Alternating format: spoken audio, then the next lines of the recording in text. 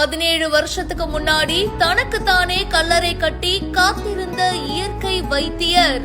வேலூர் மாவட்டம் கொள்ளைமேடு பகுதியை சேர்ந்தவர் கோவிந்தசாமி. இவரு பாத்தீங்கன்னா யோகா பயிற்சிகளும் செஞ்சுட்டு வந்துட்டு இருந்திருக்காரு. இயற்கை மூலிகைகளை வச்சு பல்வேறு வியாதிகளுக்கு மருந்து தயாரிச்சு வழங்கிட்டு வந்துட்டு இருந்திருக்காரு. 17 வருஷத்துக்கு முன்னாடி தனக்கு சொந்தமான நிலத்திலேயே பாத்தீங்கன்னா கோவில் போன்ற அமைப்புடன் சமாதி ஒண்ணு அவரே கட்டி இருக்காரு. ஜீவ சமாதி அடையணும் அப்படின்னு அவரு ஆசைப்பட்டிருக்காரு. ஆனா அரசு அனுமதி இல்ல அப்படின்றது தெரிஞ்சதும் தன்னுடைய பசங்களை கூப்பிட்டு நான் இறந்ததுக்கு அப்புறமா உடனடியா கட்டி வச்சிருக்கிற சமாதிக்குள்ள தன்னுடைய உடலை வச்சு கற்பூரம், திருநீரு, வில்வ இலை உள்ளிட்ட பல்வேறு மூலிகை பொருட்களை வச்சு அடக்கம் செய்யணும் அப்படின்னு கேட்டிருக்காரு. 98 வயசு இவருக்கு பூர்த்தி ஆயிருக்கு. அண்ட் சில நாட்களாவே பாத்தீங்கன்னா உடல்நிலை சரியில்லாம இருந்திருக்காரு. பிள்ளைகளை கூப்பிட்டு தன்னுடைய அடக்கம் குறித்த செய்தியை சொல்லியிருக்காரு. அதுக்கப்புறமா யாருக்கிட்டையும் பேசாம ஆகாரம் எடுத்துக்கொள்ளாம மௌன விரதம் இருந்ததா கூறப்படுது.